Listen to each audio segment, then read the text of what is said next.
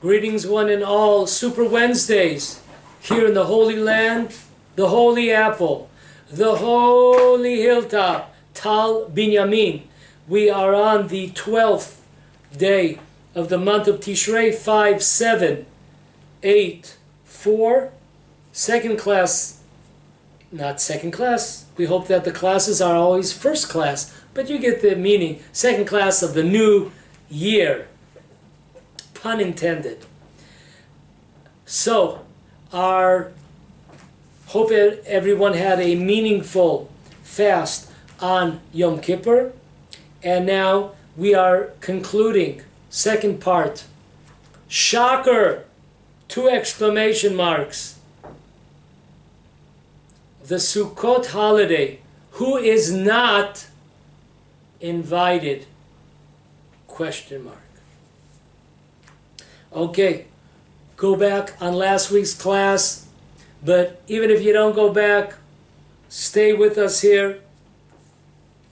We will just summarize 1 or 2 points, so to get you into the groove, those that do not have time to go back to the first class.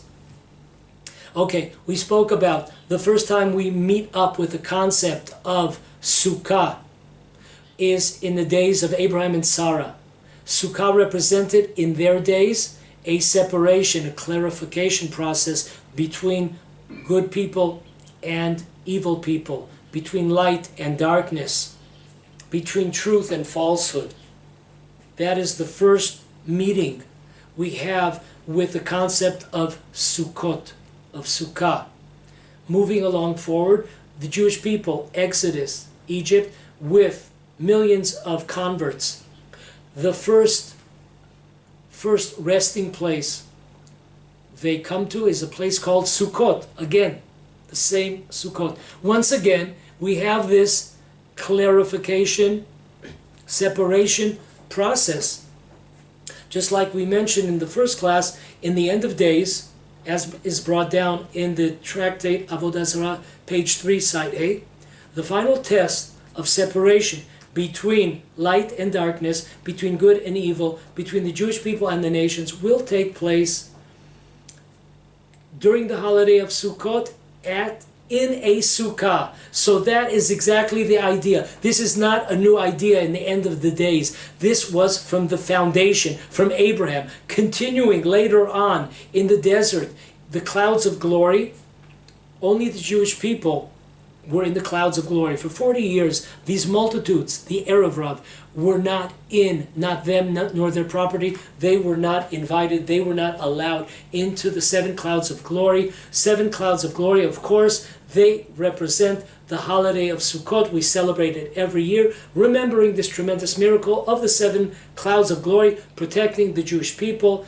And we can go on at the amazing functions that the 7 clouds had. That's a class within itself, beyond the scope of our class today. Okay. In our last class, we asked 4 questions. How could the multitudes, the Erev Rav, how can they be considered a separate group? When you convert, you're part of the Jewish nation. We asked 4 questions. I know it's not Passover when we have those 4 questions, but what can we do? There's 4 questions. We asked number 1. We know, according to a verse in the Torah, that there is one law for Jews and converts. Number 2, we see clearly that there is a principle in the Torah, brought in the Torah, that any time in the Torah it says the nation, we're talking about the multitudes. How can they be considered the nation? How can they be considered a separate nation?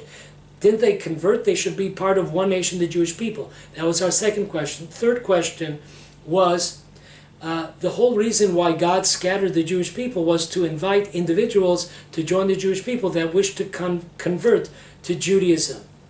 So, which means in life you have 2 paths to heaven. You could do the 7 and go to heaven. Those are the 7 commandments of righteous Gentiles, 7 commandments of Noah, or you could join the Jewish people and convert. So how can that be that it says in our sources that God did not want to accept these people? God shows open arms, so to speak, throughout all of our history to the nations of the world, which many times receive preferential treatment over even Jews. Number 4, Nachmanides tells us an amazing idea that the Erev Rav were not present during the giving of the Torah 3 months after leaving Egypt. Well, close to 3 months. So that's an amazing idea. How can Moses have accepted a group without linking it to the acceptance of the Torah some months later on Mount Sinai? How is that possible? I mean, how can you be a convert without accepting the Torah? This is ridiculous. This is ludicrous. Those are our 4 questions. Okay, we're taking now from the top, new material. We have to understand that Abraham was the father of all converts.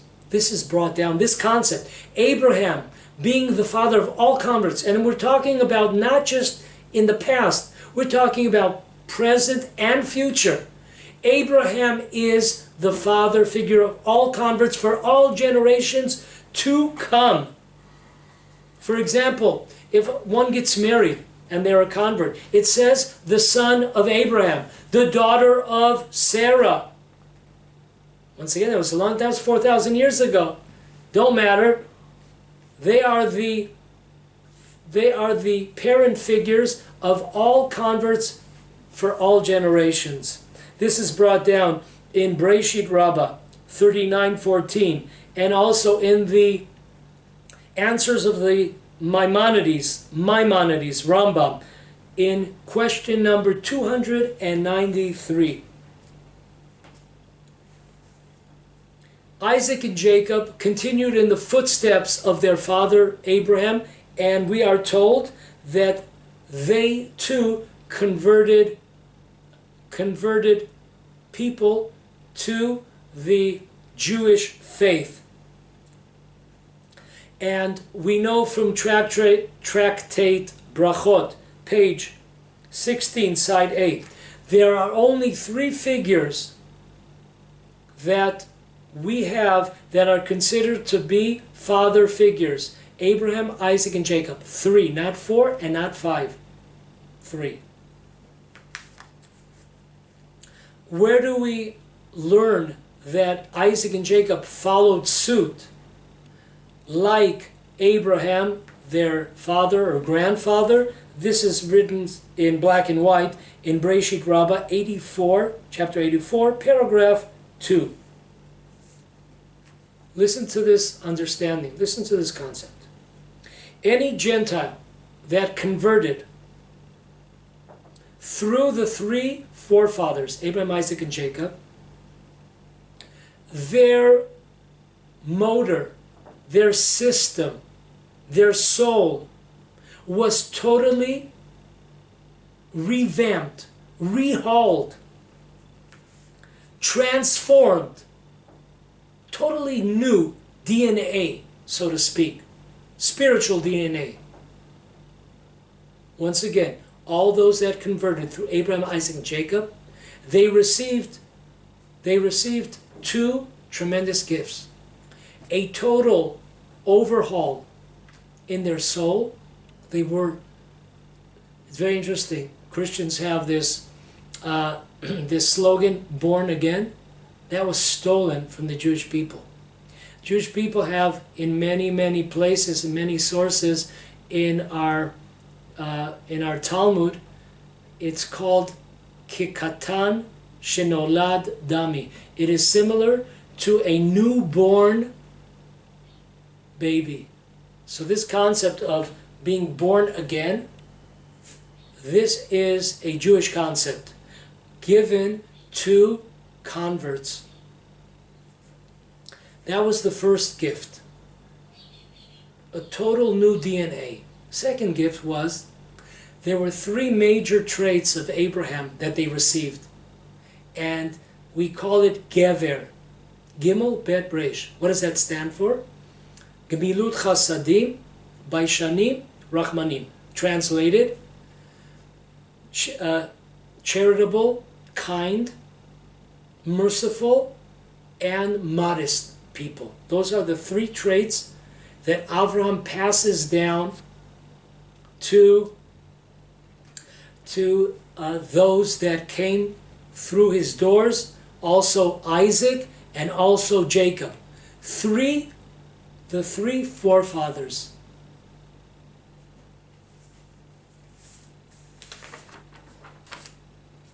The Talmud in the Tractate of Beitzah, page 32, side B, talks about an Amora named Shabtai, the son of Marinus. This Shabtai fellow, he went to Babylonia, and when entering a Jewish community in Babylonia, he asked various Jews to assist him in starting a business. He had some ideas. He wanted assistance. No one was willing to assist, to help him. Afterwards, he requested some food. He had come a far way. No one agreed to assist him with food. Shabtai then went on to comment, these Jews are from the multitudes, from the Erev Rav, since they have no mercy or kindness on other Jews. Amazing. Folks, do we understand who we're talking about? An Amora. We're talking about 1,600 years after Moses received and accepted these multitudes. 1,600 years go by, and right away Shabtai is able to detect that this community here in Babylonia, this Jewish community, is not a real Jewish community. It is a community of the Erev Rav, of the multitudes.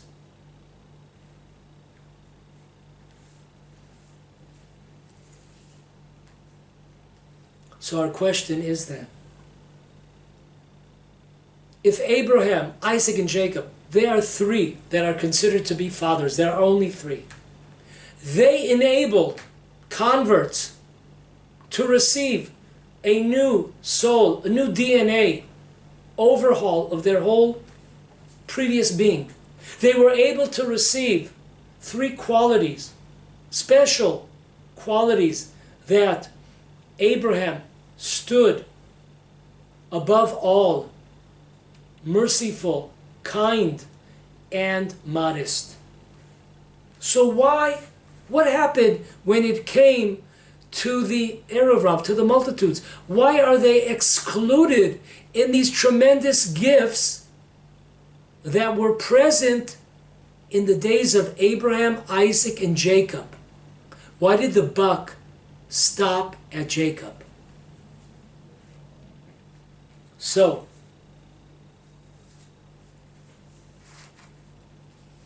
summarizing from the book Nachalei Mayim, a commentary on Tractate of Rosh Hashanah, page 154, Rabbi Eliezer Ginsburg. He writes the following. Listen closely. Beautiful. When the Erev Rav converted, they seemingly were regular converts. However, when looking deeper into their situation, we see not so fast. Why? The multitudes had no choice. We know that a true convert, a true blue convert, is a person that has a choice, choosing between A and B. We know that in the times of the Mashiach, there will be no converts. Why? Because the game is over. The fat lady sang. It's over.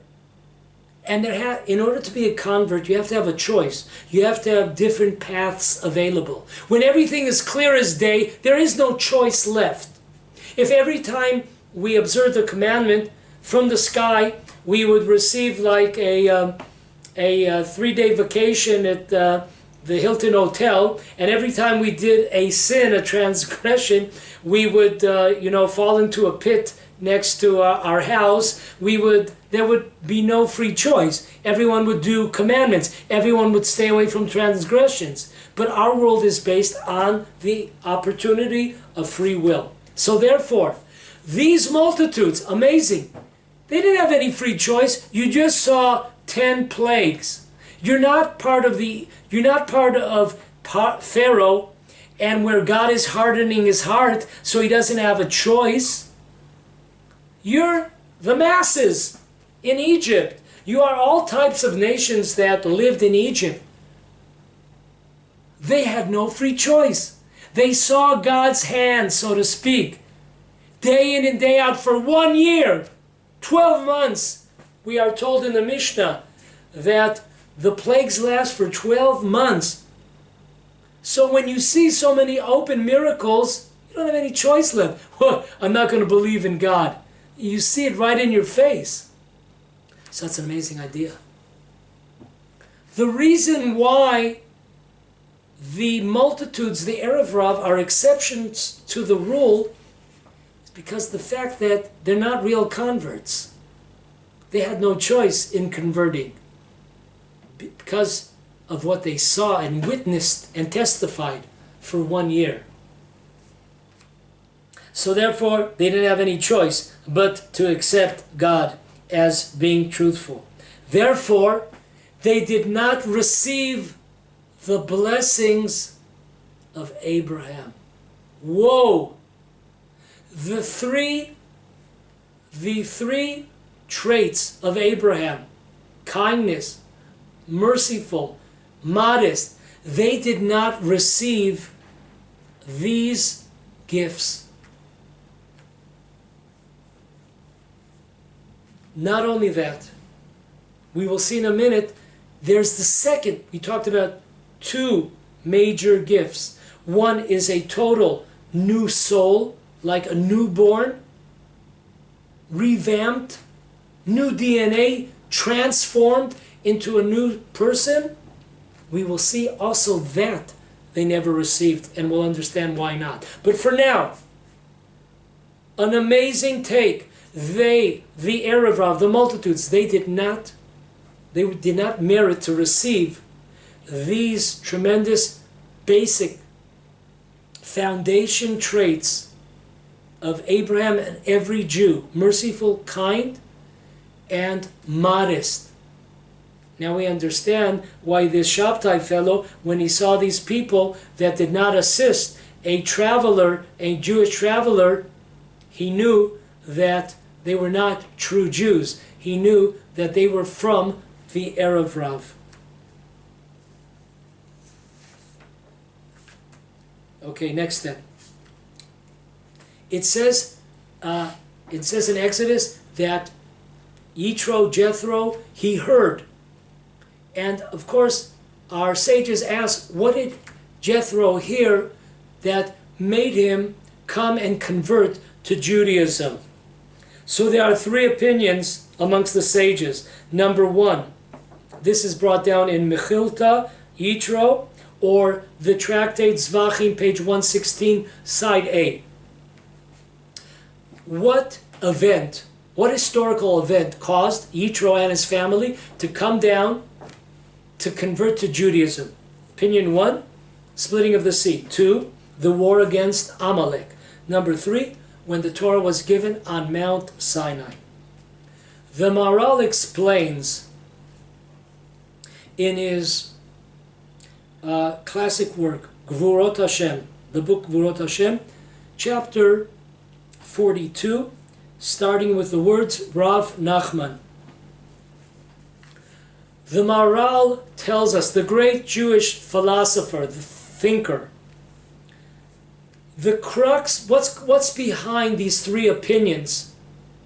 When did Yitro come to convert? Which event created an awakening for Jethro and his family to come convert?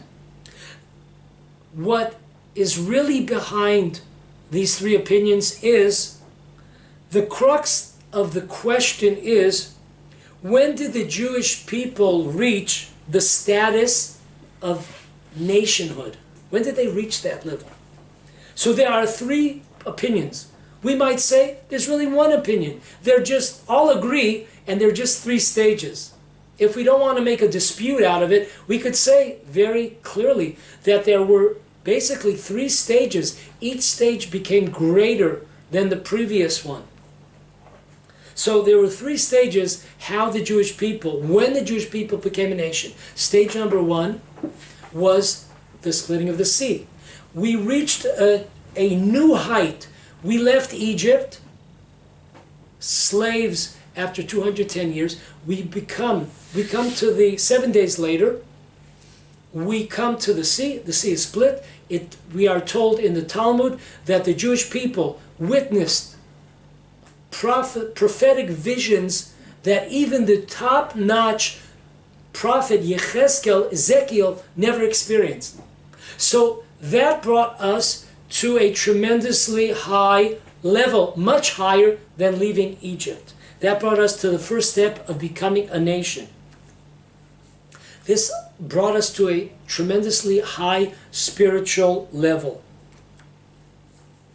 thus allowing a Gentile at this time, according to the earliest opinion, which is 7 days after the exodus of Egypt, the splitting of the sea, a Gentile would be able to latch upon the Jewish people, to attach himself, herself, to the Jewish people, and become transformed, born again, new DNA, kikatan hanolad, like a baby that is born. This maral is earth-shattering. Check this out. This maral is earth-shattering. What? The first stage that a Gentile could latch onto the Jewish people and convert and receive the benefits of this transformation, this totally new DNA soul system, was only after leaving Egypt, and was only after they crossed over the sea, or according to our second opinion, after they fought the battle, they saw the miracles of the battle against Amalek, or our third opinion, after receiving the Torah on Mount Sinai. Then outsiders, Gentiles, could latch on and become totally renovated, totally transformed, new DNA. Only after 1, 2, 3 stages, when the Jews experienced tremendous prophetic revelations, could a Gentile now latch onto a Jewish nation. Remember, we said behind these three opinions, the question hiding behind these three opinions, when did Jethro come to convert? The question is, when did Jethro understand that the Jewish people, individuals, had now become a nation? And there's three opinions. But why did he have to wait till the Jewish people became a nation? Because there's no way to convert unless a person, the Maral is telling us, unless a person from the outside subjugates himself to the nation of Israel. Amazing. Listen to that one more time. Jethro understood there was no way to become a transformed human being, a totally new DNA soul, until the Jewish nation was formed. When was that? Three opinions. Splitting of the sea, the battle of Amalek, Mount Sinai. And only then could someone join the Jewish people. Why? Because a Gentile, in order to be accepted, they have to subjugate themselves to the Jewish nation. And there was no Jewish nation until these three stages.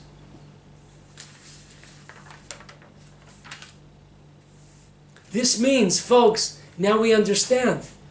The nation, the multitudes, the Erev Rav, when did they convert? Boom! Bam! Hit the jackpot. They converted in Egypt. This was before the Jewish people became a nation. This was before splitting of the sea, the battle of Amalek, or the acceptance of the Torah. So therefore, it is true that they converted, but their DNA remained the same.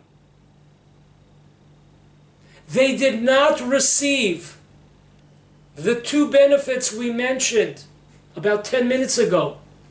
Benefit number one, a totally new, transformed soul, like a newborn, born again.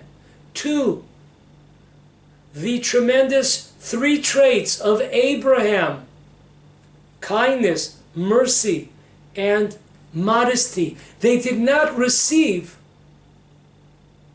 these two amazing gifts. So you could say they were practitioners of ritual. You know, there's also, lehavdil, there's also sometimes us Jews, you know, we might do various commandments and our mind is not really there, our heart is not really there. So what really happened when we did this commandment? We weren't really there. We weren't really conscious of the commandment. So these people, they were considered to be converts. As far as if you wanted to check their identity card, it would say they're converts. It would say they're Jews. However, they were not converts in the total, in the wholesome sense. They were practitioners of ritual.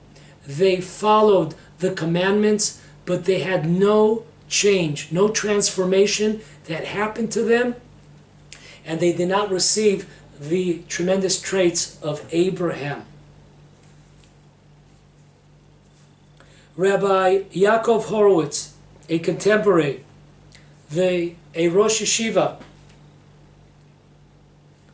of Ofakim, okay, we mentioned for 30 years, he was the head of the seminary in Ofakim. He fine-tunes this Maharal. Listen closely. In order for one to receive a new soul, to be born again, a total overhaul of self, they must subjugate themselves totally to the Jewish nation. When the Erev Rav approached Moses, there was not yet a Jewish nation to subjugate themselves to. Therefore, they remained with the status of a nation unto themselves. They were still the same nation like they were before. Now they were just practicing Judaism. But they're a nation amongst themselves. Then you might ask, how was it possible? We said in the times of Abraham, Isaac, and Jacob, those converts received the two amazing gifts of a total overhaul of DNA, totally born again, a new soul, and also the three major traits of Abraham. How were they able to receive? There was no Jewish nation then. Oh, listen to this. However, in the times of Abraham, Isaac, and Jacob, though there was not a Jewish nation to subjugate oneself to, the forefathers, Abraham, and Isaac, and Jacob, had a status of fathers. And we know that children are subjugated to parents. In the words of the Rishonim, in the early commentators, a child is considered to be an extension of parent. They're considered to be a, so to speak, a foot That is an expression we see many times. It's not from the sages, but it's from the Rishonim, from the early commentators, that expression. And as we said, according to the Tractate of Brachot, page 16, side A, there are only 3 fathers. Moses did not have the status of a father. So a father, when people would come, when masses would come to Abraham, Isaac, and Jacob, it was like coming to a father figure. And they were able to subjugate themselves to a father figure because they had the Jewish status, the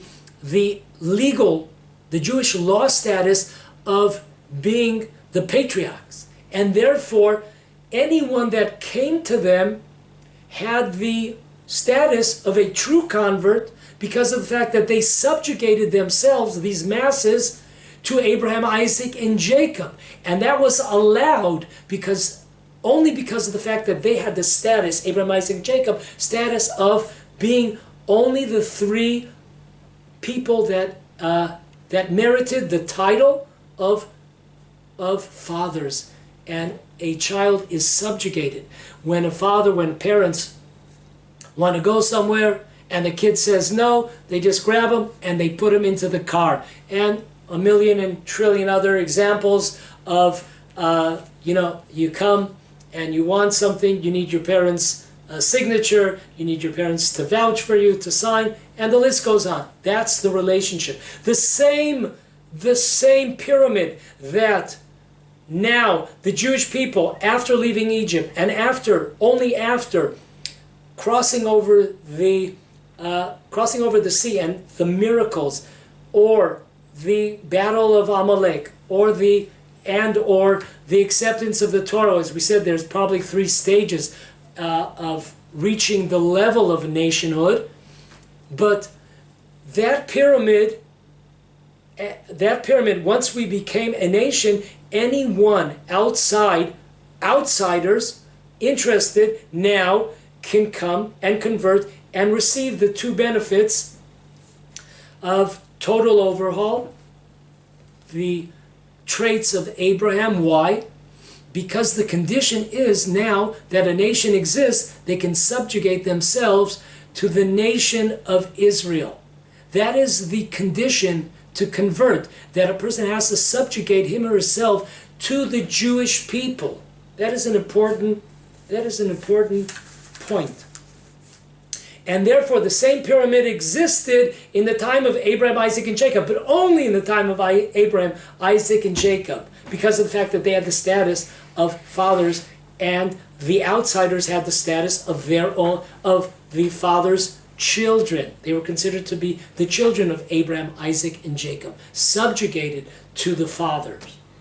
Okay, amazing. So let's revisit our 4 questions. And now we have the answers. Isn't there one Torah for converts and the Jewish people? Number 2, how can we consider the converts in Egypt to be a separate nation? Every time it says in the Torah, the nation, it's talking about them.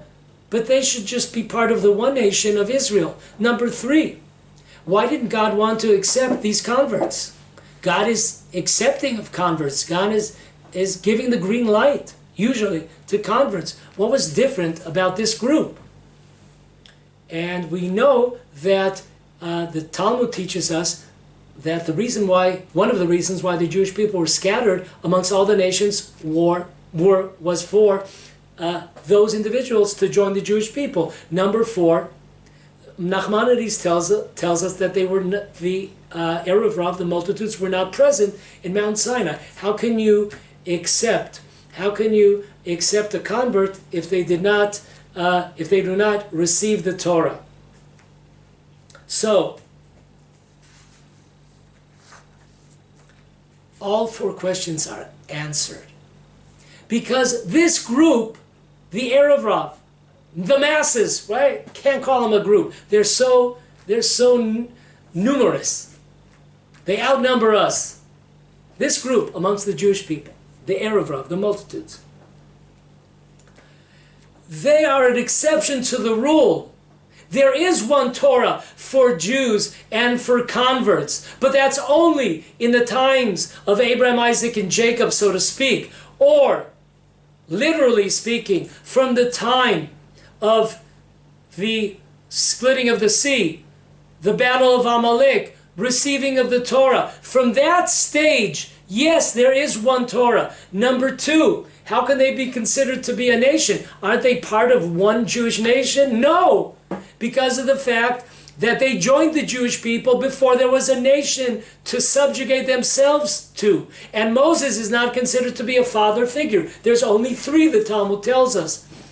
Number three, isn't God interested in the reason why, one of the reasons why God scattered us was to bring in the nations of the world, the individuals, not nations, individuals.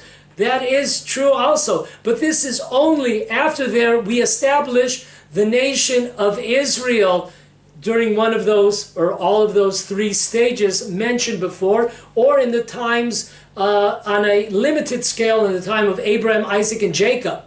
But the Erev Rav, they weren't in the time of Abraham, Isaac, and Jacob, and they also weren't in the time of those three stages.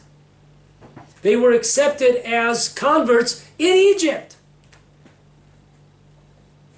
So therefore, that explains that third. And number four, not accepting the Torah, we understand the following. Listen to this. This is amazing. This is a summary from the book Shlamei Nachum by Rabbi Nachum Borovsky, his commentary on the Torah. He writes in the portion in Numbers, portion of Naso, page 423. I summarize amazing words. Rabbi Nachum is a contemporary from Jerusalem. He wrote a commentary on Nachmanides 20 years ago. He writes the following. We know that the Erev Rav were not present in Mount Sinai, and they were not counted with the Jewish people. There's a few times we see that the Jewish people were counted. Please know that the Erev Rav were not included in this consensus, in the counting.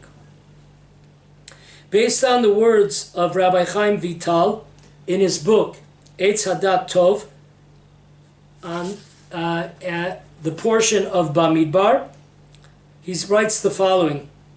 Rabbi Chaim Vital, student of the Arizal.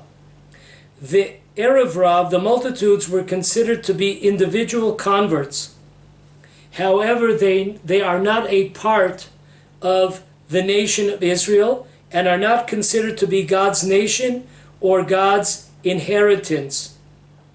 They are not considered to be the treasured people of God, God's treasured nation. Amazing. So once again, they're considered to be individual converts, yet they do not have the status of being part of the nation of Israel. They do not have the status of being part of the Holy Land, God's inheritance, the Holy Land of Israel. They do not have a part in that, and they do not have a part in the Am Segula, the treasured nation of God. They are not connected. They are considered to be individuals that converted. Once again, practitioners of ritual, not enjoying all the benefits of true blue converts. And folks, believe it or not, when I saw this, it brought me exactly, I said, wow, this Rav Borovsky, he really hit it on the nail. Because listen to the language of the Zohar Kadosh. The Zohar Kadosh, he says in Leviticus 104a, A person who has a share with the holy nation and the holy land should sit in the sukkah of faith to receive the holy guests. That's amazing. Only a person who has a share with the holy nation and the holy land should sit in the sukkah of faith to receive the holy guests. We know that there are 7 guests that join us in the sukkah: Abraham, Isaac, and Jacob, and Aaron and Moses and Joseph and David. So we know that. And this is amazing. So those are the words of Rabbi Borovsky, are the same exact words as explaining the status of the Erev. That is what we're talking about. So these are the unwanted guests on Sukkot. Amazing. We're talking about the Erev Rav. The Zohar sums it up in Exodus, page 192, side A. The Zohar says the following: in general, converts are a difficult addition to the Jewish people.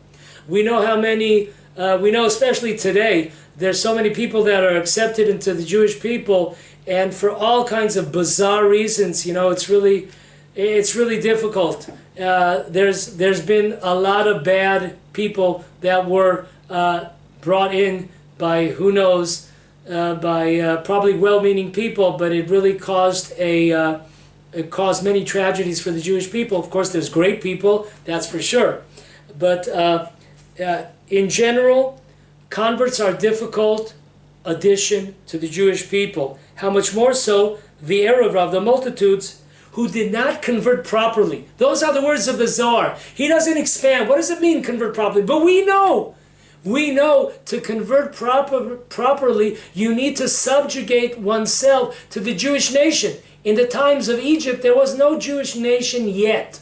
And therefore, yes, they converted, but they are not proper converts. So if it says amongst Jews that converted properly, that there are many difficult ones and many mistakes that they should not have been accepted. Of course, there are many great ones, goes without saying.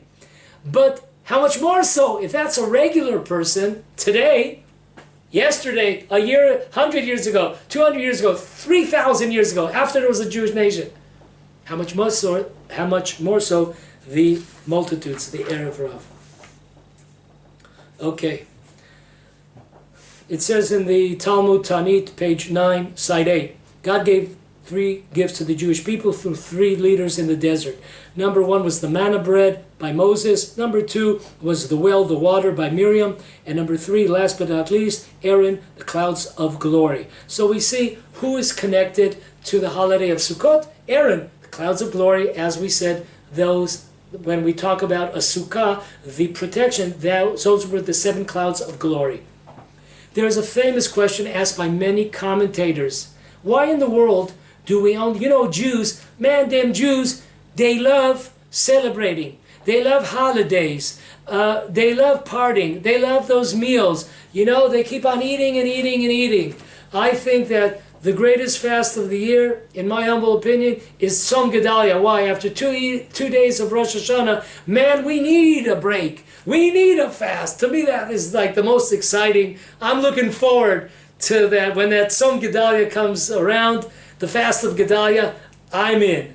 I'm in with it. Okay. So the famous question is, how come out of all those 3 gifts, we only commemorate one of them? The holiday of Sukkot, connected to Aaron. Why is that? Why do we have a holiday? Jews love holidays. Let's make another one for the water.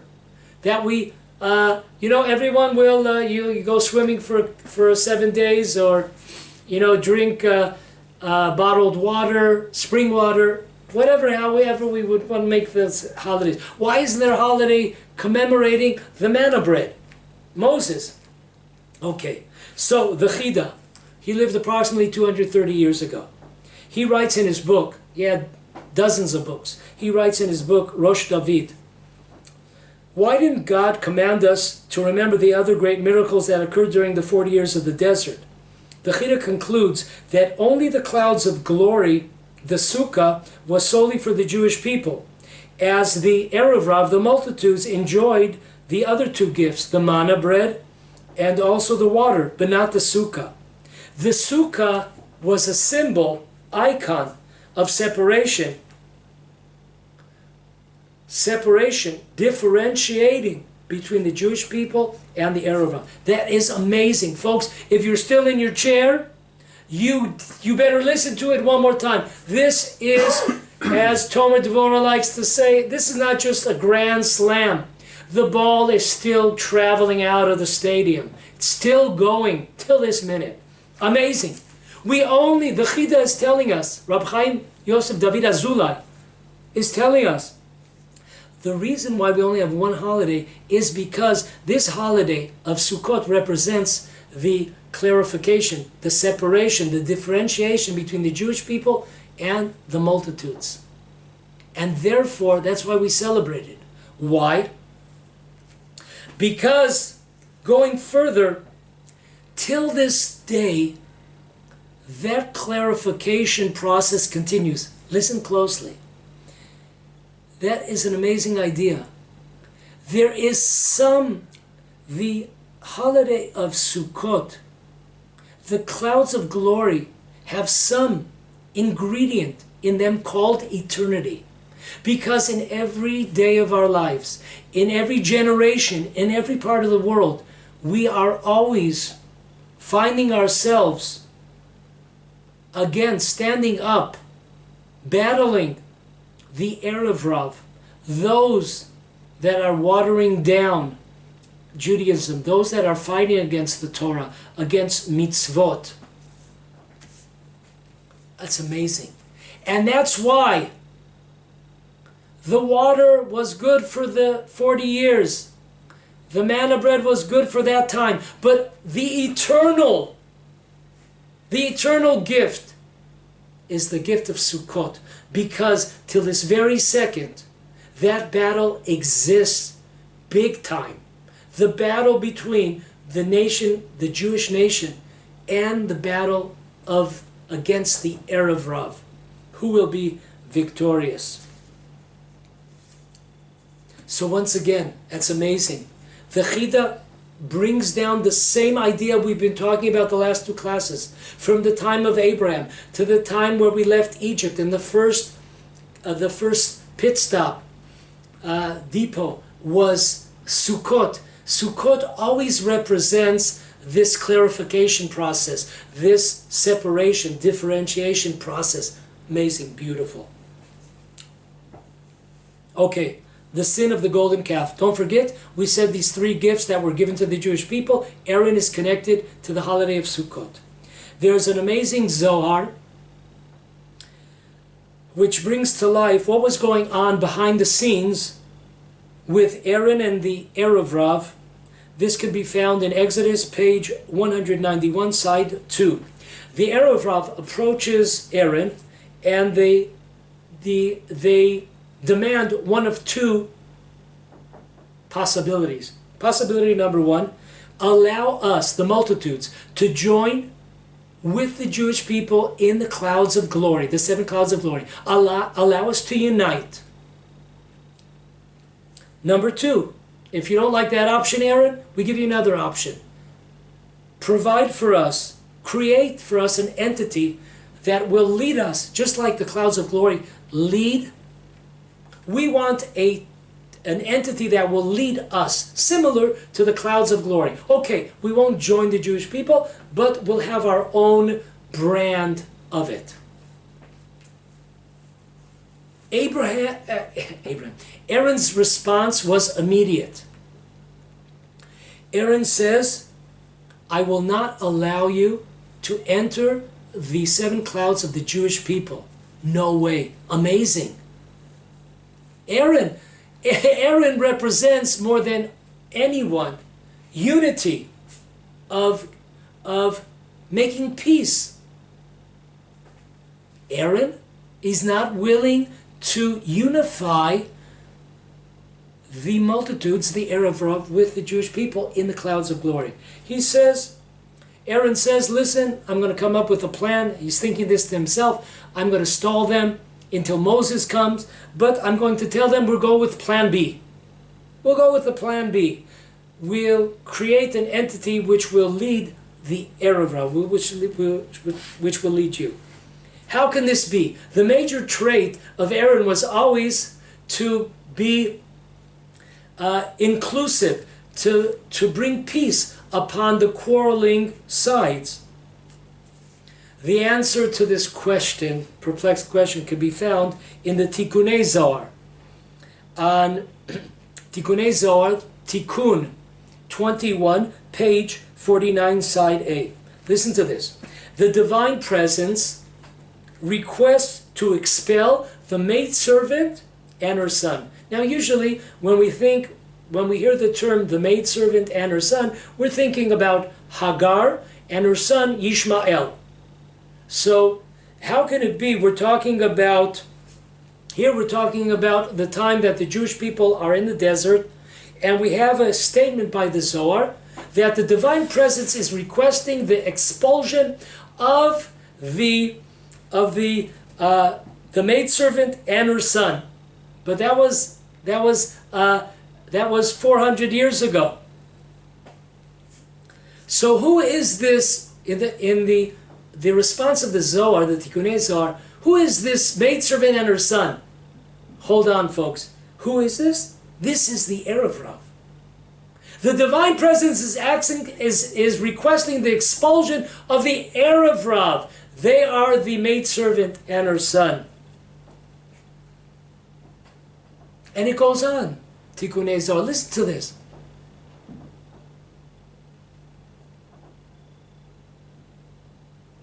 The Erev Rav have expelled us, the Jewish people, from our inheritance. They should not have a share with Israel. Because of the fact that the Erev Rav assisted to expel us from our inheritance, they should not share an inheritance, a coexistence with the people of Israel. Wow. God is requesting, the divine presence requesting an expulsion of the Erev Rav because of the fact that they try to expel us from our inheritance. Okay. Rav Tzuriel, Zecher Tzadik Livracha, my rabbi, passed away about 6 weeks ago. An amazing man, knew the Torah by heart. You'd ask him a question, he'd tell you what page, what line. Amazing. Rav Tzuriel points out in his book, Lisha'a v'ledorot. That's the name of the book on page 584. Rav Tzuriel, this is an amazing idea. Folks, if you just came to hear this line, you're a rich man or a rich woman.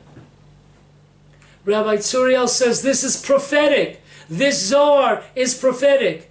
Rabbi Tzuriel asks, what is this language that the Erev Rav, the multitudes, have assisted in expelling us from our inheritance? We do not remember an historical event that the Erev Rav is assisting in helping us, expelling us from the land of Israel. We're not familiar with an historical event like that. So what is the Zohar what is the Tikkunei Zohar talking about? He says this is amazing prophecy because in the last 35 years we've seen over and over again in Israel decisions, rulings to expel Jews from their inheritance. It began in the days of Yamit. It was even before that, when Israel agreed to leave various areas that belong to the Jewish people, that are part of the land of Israel. They agreed to leave these parts in various wars where we liberated parts of these lands. So it began even before 35 years. That is amazing. Yamit. And then we have, of course, in Gaza, Gush Katif. And unfortunately, there have been hundreds and hundreds and hundreds, and I wish I was exaggerating, until this very day, with this government, the so-called right-wing government. Every other week, they're destroying another another portion of the land of Israel, of our inheritance, destroying with the bulldozers.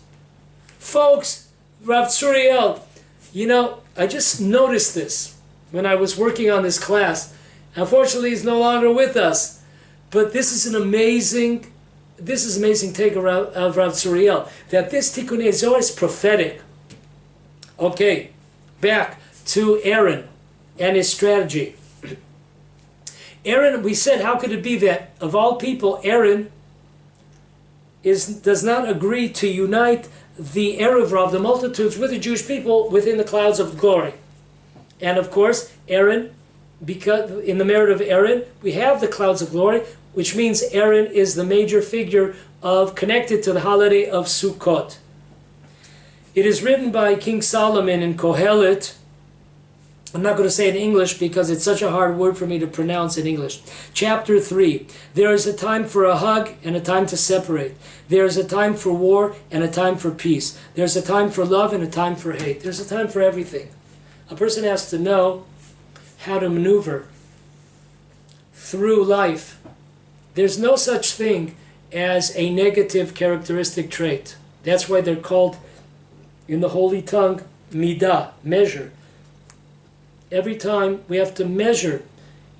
Every characteristic trait has its place and its time and its amount. And we have to maneuver, we have to know how to control the situation.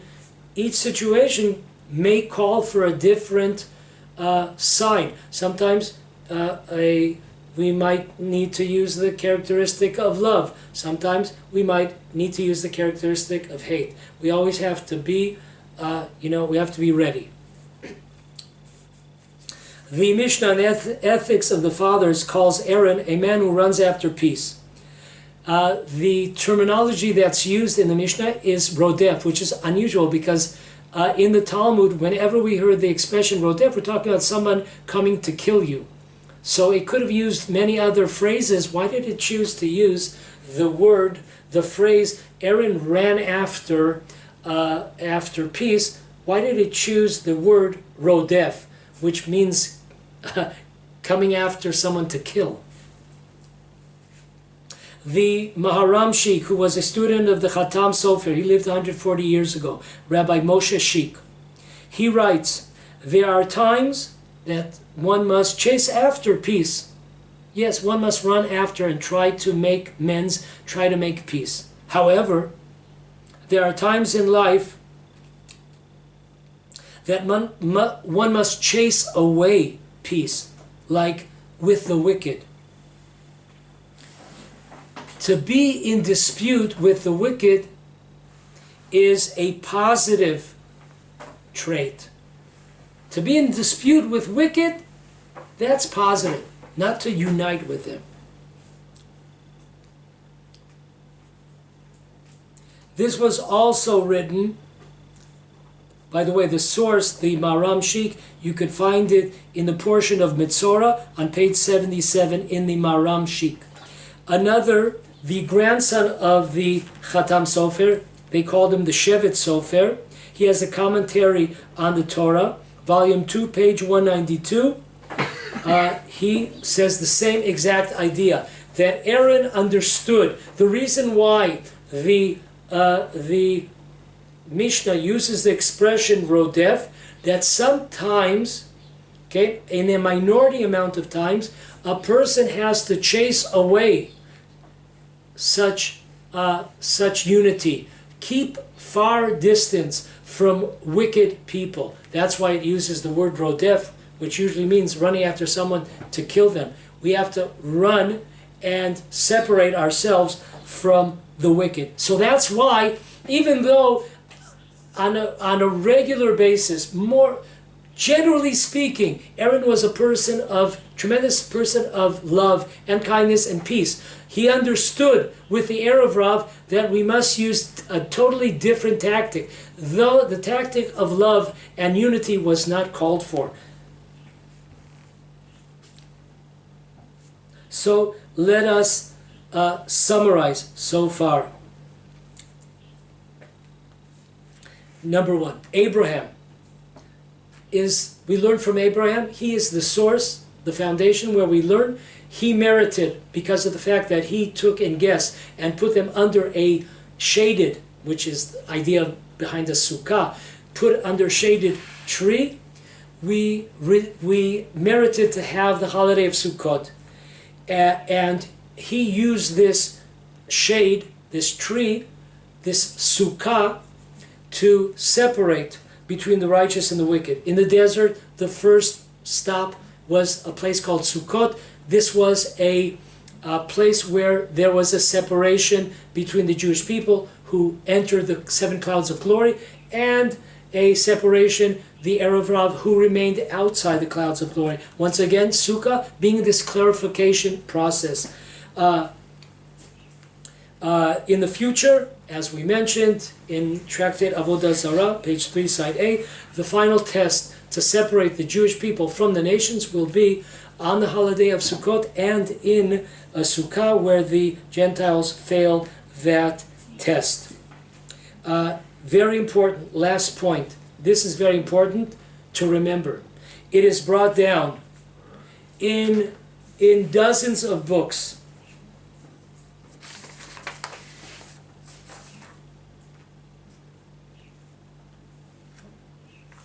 I will just bring down a few.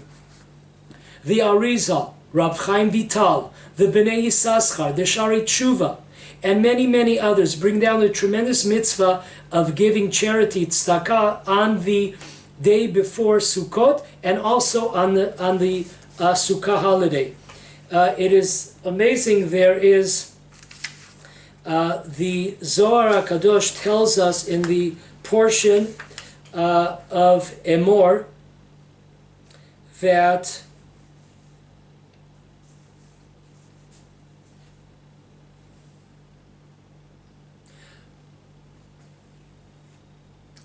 if one does not give charity to poor people during the 7 days of Sukkot, the guests, the Ushpizin, Abraham, Isaac, Jacob, Joseph, Moses, Aaron, David, leave. They exit. They don't want to be connected to that Sukkah.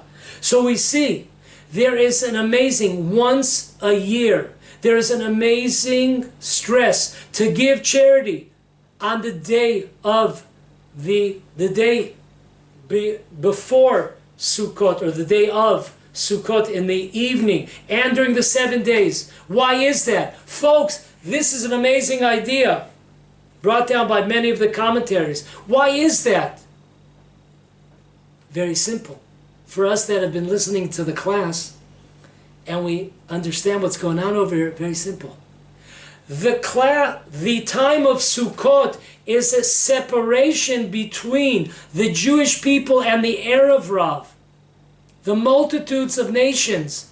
And therefore, what were the traits of the Erev Rav, as we saw the Amora Shabtai when he traveled into Babylonia to a Jewish community where he saw people that refused to assist him. He knew that they were not from the Jewish nation. He knew that they were from the Erev Rav. So folks, we know that they didn't have the traits of Abraham, merciful, kindness, and modesty. And therefore, because the holiday of Sukkot is a separation, a clarification between the Jewish people and the multitudes, the nations that left Egypt and have been with us from more than 3,300 years, in order to separate ourselves from them, how do you do that? There's no better way to separate yourself from, number one, not allowing them in your Sukkah, number two, giving charity during the holiday of Sukkot, which represents the separation. That is an amazing idea. So make sure that today it's so easy. There are organizations, there are kitchens in all major cities. You can donate before Sukkot. You give an amount of money, 200 shekel, $200, to a kitchen that helps homeless people, poor Jews, orphans, whatever. And every day you give a certain amount of money. This is all before Sukkot. It's done for you. Just give the money and they take care of it. So we don't want to be in a situation where the ushpizin, the guests, Abraham, Isaac, and Jacob, etc., are leaving us. We want them to remain. But this is an amazing idea that is brought down in dozens and dozens of books. The special merit of giving tzedakah more than any other time of the year is the time of Sukkot, which separates us from the multitudes, from the Erev Rav. So don't forget, no entrance, number one, to all these Christians who are coming upon the Jewish homeland, coming Sukkot, no entrance signs put in, no entrance to our cities, no entrance to our streets, etc., no entrance into our hearts, and also to the Erev Rav, who continue to fight anything that smells like a commandment, anything that smells of Torah. They're out there fighting and battling against anything that has a smell of anything to do with Judaism. Have a great Sukkot. Clarification, separation, differentiation holiday.